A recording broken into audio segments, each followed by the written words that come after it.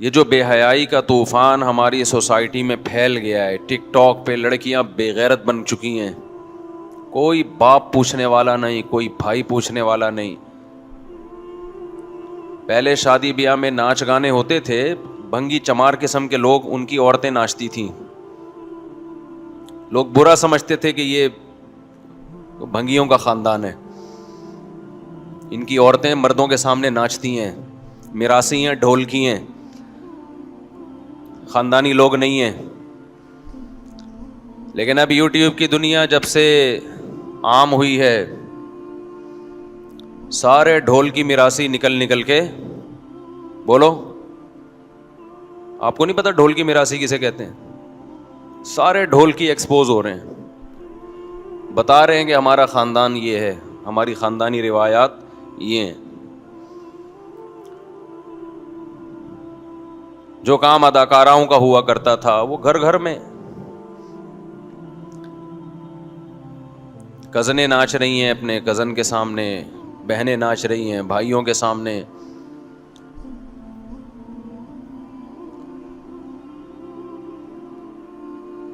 تو ایک چیز پھیلتی جا رہی ہے، روک ٹوک نہیں ہے، روک تھام نہیں ہے. جس نے بنایا، جس نے پیدا کیا، اس کو ایسا ڈکشنری سے نکالا ہے، ایسا اس کو پسے پش ڈالا ہے. جس کا یوٹیوب چینل نہ چل رہا ہو، اپنی خوبصورت بیوی کو لے آئے گا وہ چلانے کے لیے.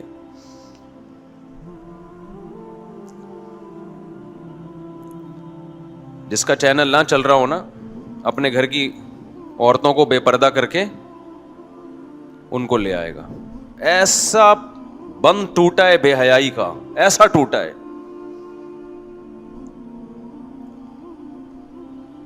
پہلے تو لوگ تھوڑا سا کمنٹس میں نیچے نیگیٹو کمنٹس کر دیا کرتے تھے کہ اپنی بیوی ہمیں کیوں دکھا رہے تو اپنی جوان بیوی. اب وہ بھی نہیں کرتے. ماشاء اللہ بھابھی بہت پیاری لگ رہی ہیں. خوب سمجھ لو، ایک ایک جملہ جو آپ کی زبان سے نکلتا ہے نا، یہ نوٹ ہو رہا ہے کس کے دربار میں؟ اللہ نہیں چھوڑے گا. ایک بہت بڑی بھول انسان سے ہوتی ہے. وہ کہتا ہے کہ اگر یہ چیزیں بری ہیں تو اللہ کا عذاب کیوں نہیں آتا؟ کل مجھے کسی نے بتایا کہ دنیا میں جو سب سے ٹاپ لسٹ کروڑ پتی ارب پتی لوگوں میں، مالدار لوگوں میں جو اشخاص ہیں، ان میں زیادہ تر ایتھیسٹ ہیں. ان میں زیادہ تر کیا ہیں؟ خدا کے منکر. اور وہ یہ کہتے ہیں کہ اگر خدا ہے تو ہم تو انکار کرتے ہیں خدا کا، اس کے باوجود ہم اتنے خوش کیوں ہیں؟ ہمارے پاس اتنی دولت کیوں ہے؟ ہم سے خدا انتقام کیوں نہیں لیتا؟ ہم سے چھین کیوں نہیں لیتا دولت؟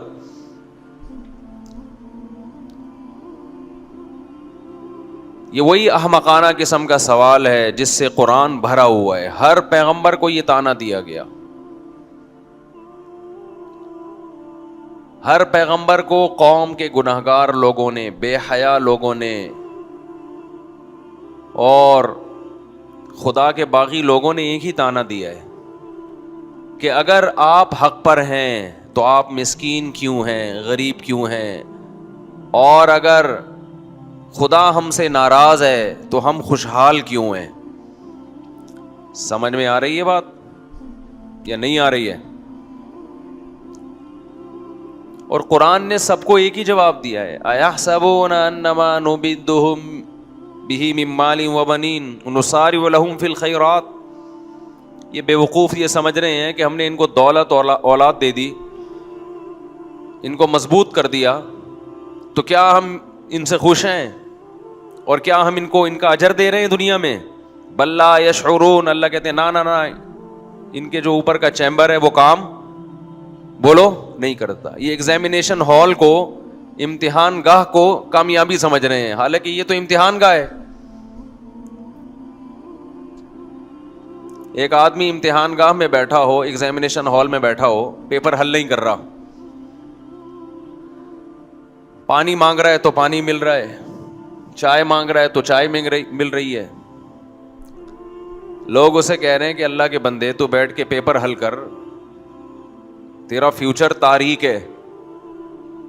وہ جواب میں کہتا ہے کہ فیوچر تاریک ہوتا تو حال میرا پریزنٹ بھی تو برا ہوتا, وہ تو بہت اچھا ہے. دیکھو جتنے سکون سے میں بیٹھا ہوں, وہ جو پیپر دینے والے لوگ ہیں ان کے کیسے پسینے چھوٹ رہے ہیں. آپ کی سمجھ میں ہی نہیں آ رہا تو اس بیچارے کی سمجھ میں کہاں سے آئے گا جس کو دولت کے نشے نے بگاڑ دیا.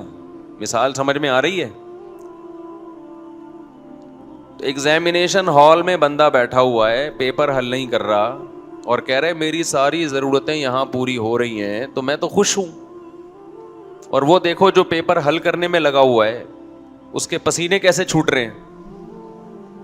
اسے تو نہ چائے کا ٹائم مل رہا ہے نہ پانی کا ٹائم مل رہا ہے.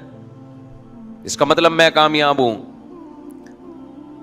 کوئی عقل مند وہاں بیٹھا ہوگا تو اسے کیا کہے گا کہ بھائی تیری اوپر کی کھوپڑی کام بولو نہیں کر رہی. تو ایگزامینیشن ہال کو سمجھتا ہے کہ یہ کامیابی ہے. دیکھو تم مسجد سے باہر نکلو گے نا یا مدرسے سے باہر نکلو گے, دو ہی جگہیں ہیں جہاں اللہ اللہ سکھایا جاتا ہے. اس کے علاوہ کہیں بھی اللہ سکھایا نہیں جاتا. ہر جگہ دولت, شہرت, پیسہ, عیاشی. یونیورسٹیوں میں یہ سکھایا جا رہا ہے, کالجز میں یہ سکھایا جا رہا ہے. زیادہ سے زیادہ نماز کا ٹائم دے دیا جاتا ہے, بس ایک مسجد بنا دی ہے, چلو جی جس نے نماز پڑھنی ہے یہاں پڑھ لیں. وَاتَّخَذْتُمُوهُ وَرَاءَكُمْ ظِهْرِيًّا, پیغمبر نے کیا کہا کہ جو رب تمہیں کھلاتا ہے پلاتا ہے اس کو تم نے اپنی پشت کے پیچھے ڈال دیا, اگنور کیا اس کو.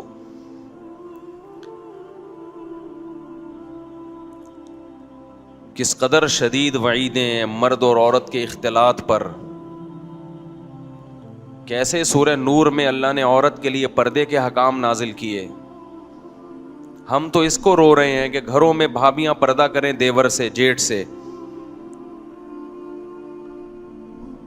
یہ تو اللہ کا حکم ہے.